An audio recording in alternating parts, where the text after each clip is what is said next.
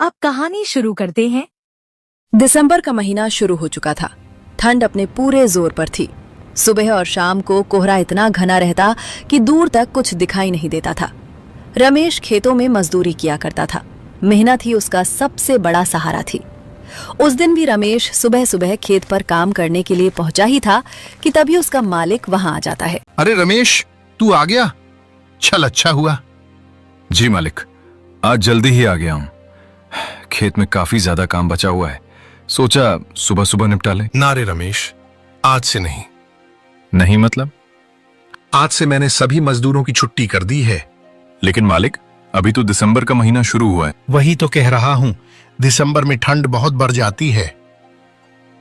इतनी ठंड में मैं किसी से मेहनत नहीं करवाना चाहता। मालिक, मेहनत से ही तो हमारा घर चलता है। अगर काम नहीं करेंगे तो चूल्हा कैसे चलेगा?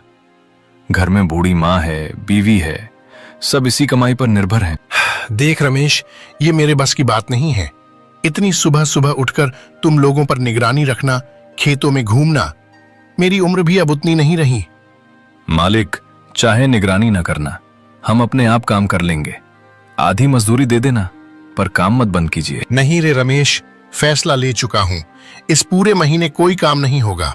अगले महीने से फिर से काम शुरू करवा लूंगा। लेकिन मालिक, एक महीना बहुत लंबा होता है गरीब के लिए। मुझे माफ कर दे रमेश, मैं कुछ नहीं कर सकता। ये सुनकर रमेश की आंखें भर आती हैं। वो कुछ पल वहीं खड़ा रहता है, फिर बिना कुछ बोले धीरे धीरे खेत से बाहर निकल जाता है। रमेश, आज तुम इतनी जल्दी कैसे आ गए? सब ठीक तो है? कुछ ठीक नहीं है सावित्री। मालिक ने आज मुझे काम से निकाल दी। क्या? अचानक क्यों बेटा? कहने लगा कि अब काम कम है, मजदूर ज्यादा है। बोला अब मत आना। अब मैं कहां जाऊं अम्मा? दिसंबर का महीना है, ठंड भी जान ले रही है। तो अब घर कैसे चलेगा? किराया, राशन। रमेश कुछ बोल ही रहा होता है कि तभी बाहर से दरवाजा खुलता है। घर का मालिक अंदर आता है। अरे सेठ जी, आप इस समय? सब ठीक तो है? देख राजेश, मैं सीधी बात करना आया हूं। ये घर अब मैंने किसी और को दे दिया। किसी और को? लेकिन सेठ जी, ये घर तो हमने आपसे किराए पर ले रखा है। हाँ, लिया था, लेकिन अब मेरे हालात भी ठीक नहीं है। काम में बहुत नुकसान हो गया है। दिसंबर चल रहा है, खंड में पैसे कहां से लाऊं? इसलिए मजबूरी में ये घर बेच दिया। सेठ जी, लेकिन हम कहां जाएंगे? आज ही मुझे काम से भी निकाल दिया गया है। ये सब मेरी समस्या नहीं है। कल सुबह से नए लोग यहाँ रहने आ जाएंगे, इसलिए अच्छा होगा कि तुम अभी घर खाली कर दो। सेठ जी, इतनी रात में, इतनी ठंड में, कम से कम आज की रात तो रहने दीजिए। हम कहाँ जाएंगे? बेटा, मेरी तबीयत ठीक नहीं रहती। इस उम्र में सड़क पर कैसे रहूंगी? देखो, मैं कुछ नहीं कर सकता। तुम्हारी जगह कहीं भी जाकर रह लो, लेकिन अभी इस घर से निकलना पड़ेगा। वो अपनी माँ और पत्नी का हाथ थामता है। थोड़े से सामान के साथ ठंडी रात में घर से बाहर निकल जाता है। बेटा, मेरी हालत ठीक नहीं लग रही। सीने में बहुत दर्द हो रहा है। सांस भी ठीक से नहीं आ रही। अम्मा, आप बैठ जाओ। धीरे धीरे बैठो, घबराओ मत, मैं यहीं हूं। हे भगवान, इस ठंड में अगर अम्मा को कुछ हो गया तो हम क्या करेंगे? मैं अभी आग जलाने की कोशिश करता हूँ, शायद अम्मा को थोड़ा आराम मिल जाए। वो कांपते हाथों से गीली लकड़ियों में आग लगाने की कोशिश करता है। थोड़ी देर बाद आग जल तो जाती है। बेटा, मुझे लग रहा है मुझे दवाई की जरूरत है। शरीर बिल्कुल साथ नहीं दे रहा। अम्मा, अभी रात है, सुबह होते ही मैं कुछ न कुछ इंतजाम कर लूंगा। आप बस हिम्मत रखो। राजेश, आग भी ठीक से नहीं जल रही। ये लकड़ियां सब गीली हैं। कुछ ही देर में तेज हवा चलती है और गीली लकड़ियों की आग बुझ जाती है। बेटा, लगता है आज किस्मत भी हमारा साथ छोड़ गई। राजेश चारों तरफ देखता है, फिर थोड़ी देर चुप रहता है। अचानक उसे कुछ याद आता है। घबराओ मत, नदी किनारे बहुत सारी सूखी लकड़ियां पड़ी रहती हैं। मैं बचपन में वहीं जाया करता था अम्मा। लेकिन बेटा, वहां तक कैसे पहुंचेंगे? मेरे पैरों में अब ताकत नहीं बची। मैं हूं ना अम्मा, आप मेरा सहारा लो, धीरे धीरे चलेंगे। हमें वहीं जाना होगा, यही आखिरी रास्ता है। अपनी माँ और पत्नी को सहारा देते हुए किसी तरह नदी किनारे पहुंच जाता है। इधर उधर नजर दौड़ाता है और कुछ सूखी लकड़ियां इकट्ठी करता है। कांपते हाथों से आग जलाता है।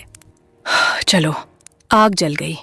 कम से कम अब थोड़ी गर्मी तो मिलेगी। बेटा राजेश, अब हालत बहुत बिगड़ रही है। मुझे दवाई की जरूरत है। बस किसी तरह दवाई का इंतजाम कर दे, वरना मुझे नहीं लगता कि मैं ये रात काट पाऊंगी। अम्मा, आप चिंता मत करो, मैं कुछ न कुछ इंतजाम करके जरूर लेकर आऊंगा। आप यहीं आग के पास बैठी रहो। इतनी रात में अकेले कहाँ जाएगा बेटा? सब दुकानें बंद होंगी। चाहे जहां जाना पड़े अम्मा, मैं जाऊंगा। अब बस हिम्मत रखना। जाओ, लेकिन जल्दी लौट आना। अम्मा को अकेला छोड़ने में डर लग रहा है। तुम चिंता मत करो, सुबह होते ही मैं लोगों के घर जाकर बर्तन धो लूंगी। जो मिलेगा उसी से गुजारा कर लेंगे। तुम अकेली नहीं कमाओगी, मैं भी कोई ना कोई काम ढूंढ ही लूंगा। हम हारने वालों में से नहीं हैं। रमेश ठंडी रात में तेज कदमों से अपने पुराने मालिक के घर पहुंचता है। अरे रमेश, इतनी रात को मेरे घर क्या लेने आया है? सेठ जी, मैं मदद मांगने आया हूँ। मुझे बस 500 रुपए उधार दे दीजिए। मेरी माँ की हालत बहुत ज्यादा खराब हो चुकी है, दवाई लेनी है। रमेश, दिसंबर का महीना चल रहा है। तुझे तो पता ही है, मैंने सबको काम से निकाल दिया है। इस महीने मेरी खुद की कोई आमदनी नहीं हुई। मेरे पास भी पैसा नहीं है। सेठ जी, आप ही मेरा आखिरी सहारा है। अगर कहीं और जाने का रास्ता होता तो मैं इतनी रात आपके दरवाजे पर नहीं आता। देख रमेश, मैं मजबूर हूँ। अच्छा होगा कहीं और जाकर मदद मांग ले। सेठ जी, मैंने आपके यहाँ सालों तक ईमानदारी से काम किया है, कभी एक दिन की भी शिकायत नहीं की। मैं आपकी पाई पाई चुका दूंगा, बस आज मेरी माँ की जान बच जाए। अगर मेरे पास होता तो दे देता, लेकिन अब हालात ऐसे नहीं हैं। चल अब जा रमेश, मुझे सोना है, बहुत ठंड हो रही है। रमेश खाली हाथ टूटा हुआ मन लिए आगे बढ़ता है। अरे रमेश, इतनी रात को मेरे घर क्या करने आया है? सब ठीक तो है ना? ठीक कुछ भी नहीं है दोस्त, तेरी मदद की बहुत जरूरत है। मुझे बस 500 रुपए उधार चाहिए। अचानक इतने पैसों की जरूरत क्यों पड़ गई? मेरी माँ की हालत बहुत खराब है, दवाई लेनी है। अगर आज दवाई नहीं मिली तो मैं खुद को कभी माफ नहीं कर पाऊंगा। रमेश, काश मेरे पास पैसे होते तो मैं तुझे बिना सोचे दे देता, लेकिन सच मान, इस वक्त मेरे पास एक भी रुपया नहीं है। तू भी। घर की हालत तू जानता है, काम बंद है, उधार पहले से चढ़ा हुआ है। मैं चाह कर भी कुछ नहीं कर रहा पा रहा। लगता है ये रात मेरी माँ को मुझसे छीनने पर तुली है। कोई भी मदद करने को तैयार नहीं है। रमेश, हिम्मत रख, शायद कहीं से कोई रास्ता निकल आए। नहीं दोस्त, अब किसी से उम्मीद रखना भी भारी लग रहा है।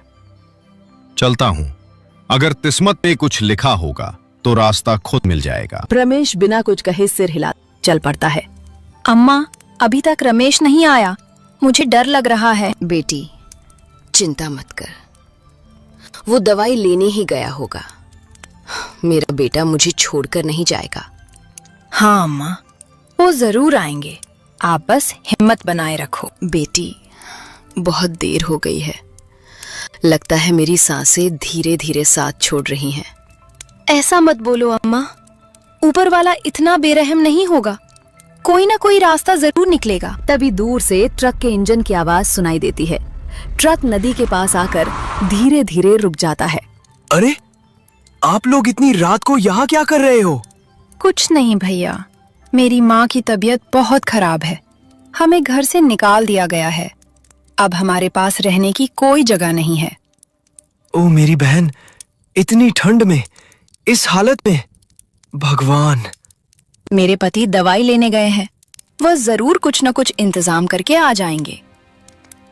बहन, रात बहुत ज्यादा हो चुकी है, ऐसी हालत में इंतजार करना ठीक नहीं। चिंता मत करो माँ जी, आप दोनों मेरे साथ चलो, मैं माँ को दवाई भी दिलाऊंगा और रहने के लिए भी कुछ आसरा दिला दूंगा। नहीं नहीं भैया, रमेश गए हैं मदद लेने, वो जरूर लौटेंगे, आप परेशान मत होइए। बहन, इसमें परेशानी की क्या बात है? तुम इतनी कड़ाके की ठंड में यहाँ बैठी हो और मैं आंखें बंद करके चला जाऊं? इतना गैर गुजरा इंसान मैं नहीं हूं। आज अगर मेरी पत्नी और बच्चे यहाँ होते और कोई उनकी मदद करता तो मुझे कितना सुकून मिलता। बस वही सोचकर मैं तुमसे कह रहा हूं। बेटी, अगर ऊपर वाले ने इन्हें भेजा है तो मना मत करो। लेकिन भैया, अगर रमेश आ गए और हमें यहाँ न पाया तो ऐसा करते हैं बहन, तुम यही रुको, मैं खुद जाकर दवाई ले आता हूँ। माँ को अभी दवाई मिलनी जरूरी है। भगवान आपका भला करे भैया। आज अगर आप न रुकते तो शायद। हिम्मत रखना बहन, मैं जल्दी लौटता हूँ। इतना कहकर मैं वहां से चला जाता है। इतने में अंधेरे से रमेश तेज कदमों से नदी किनारे आता। रमेश, तुम आ गए। बताओ, पैसों का इंतजाम हुआ या नहीं? दवाई लेकर आए हो? नहीं, मैं दवाई नहीं ला सका। क्या मतलब नहीं ला सके? तुम सेठ जी के पास गए थे ना, अपने दोस्त के पास भी? सबके पास गया, सेठ जी ने भी मना कर दिया, दोस्त ने भी हाथ खड़े कर दिए। आज कोई भी मदद करने को तैयार नहीं था। बेटा, क्या हुआ? दवाई नहीं मिली क्या? माफ कर दो अम्मा, मैं पूरी कोशिश की, लेकिन। रमेश, ये वक्त हार मानने का नहीं है। अगर अम्मा को सही समय पर दवाई नहीं मिली तो उनकी हालत और बिगड़ सकती है। तो मैं क्या करूं? पूरी रात शहर छान मारी, हर दरवाजा बंद मिला। कुछ भी हो रमेश, हमें अभी दवाई का इंतजाम करना होगा। इंसानियत अभी पूरी तरह मरी नहीं है, कोई न कोई रास्ता जरूर बचेगा। बेटा, अगर ऊपर वाला मुझे आज बुला भी ले तो खुद को दोष मत देना। तूने बेटे का पूरा फर्ज निभाया है। ऐसा मत बोलो अम्मा, मैं आपको कुछ नहीं होने दूंगा, चाहे मुझे कुछ भी करना पड़े। नहीं, अभी कहानी खत्म नहीं हुई है। रमेश, अभी थोड़ी देर पहले एक ट्रक ड्राइवर यहाँ रुका था। वह मदद करने को तैयार था, कह रहा था कि दवाई ला देगा। रमेश एक बार फिर उम्मीद लिए अंधेरे रास्ते की तरफ बढ़ जाता है। कुछ ही देर में दूर से ट्रक की आवाज फिर सुनाई देती है। ट्रक पास आकर रुकता है। बहन, मैं आ गया, जल्दी से ये दवाई ले लो। भैया, भगवान आपका भला करे। देर मत करो बहन, जल्दी से माँ को ये दवाई खिला दो। माँ को सहारा देकर दवाई पिलाती है। माँ धीरे धीरे दवाई निगलती है। बेटी, अब थोड़ा अच्छा लग रहा है। भैया, आपका बहुत बहुत धन्यवाद। अगर आप आज समय पर नहीं आते तो शायद। ऐसा मत बोलो बहन, ऊपर वाला चाहता तो मुझे यहाँ नहीं भेजता। ये सब उसी की मर्जी से हुआ है। देखो बहन, ये रात तुम लोगों पर बहुत भारी गुजर रही है। अब पता नहीं आगे क्या होगा, लेकिन इस हाल में यहाँ रुकना ठीक नहीं है। हाँ भैया, पर अब रात भी बहुत हो गई है। अभी रात के 3 बज रहे हैं। अगर तुम ज्यादा देर यहाँ रुकी तो हालात और बिगड़ सकते हैं। माँ की तबीयत फिर खराब हो सकती है। लेकिन भैया, रमेश मदद मांगने गए हैं, मैं उन्हें अकेला छोड़कर कैसे चली जाऊं? तुम चिंता मत करो बहन, तुम माँ को लेकर मेरे घर चलो। वहाँ गर्म जगह है, 4 दीवारें हैं, माँ को आराम मिलेगा। मैं खुद जाकर रमेश को ढूंढ लूंगा, उसे यहाँ की पूरी बात समझा दूंगा। अभी सबसे जरूरी है माँ का सुरक्षित जगह पर होना। भैया, हम आपके एहसान को कभी नहीं भूल पाएंगे। आज आपने अजनबी होकर भी अपनेपन से हमारी जान बचाई है। ड्राइवर माँ और रमेश की पत्नी को सुरक्षित अपने घर छोड़ देता है। कुछ दूर आगे जंगल के किनारे एक सुनसान जगह पर रमेश अकेला खड़ा होता है। क्या फायदा मेरी मेहनत का, न माँ के काम आ सका, न परिवार को बचा सका। इस मतलबी दुनिया में कोई अपना नहीं है। तभी पीछे से ट्रक की आवाज आती है। ट्रक रुकता है, ड्राइवर नीचे उतरता है और रमेश के पास आता है। चलो भाई, अब घर चलो। आप कौन है भैया? मैंने आपको पहले कभी नहीं देखा। मुझे अपना दोस्त ही समझ लो। रास्ते से गुजर रहा था तो तुम्हारी पत्नी और माँ को नदी किनारे देखा। माँ की हालत बहुत खराब थी।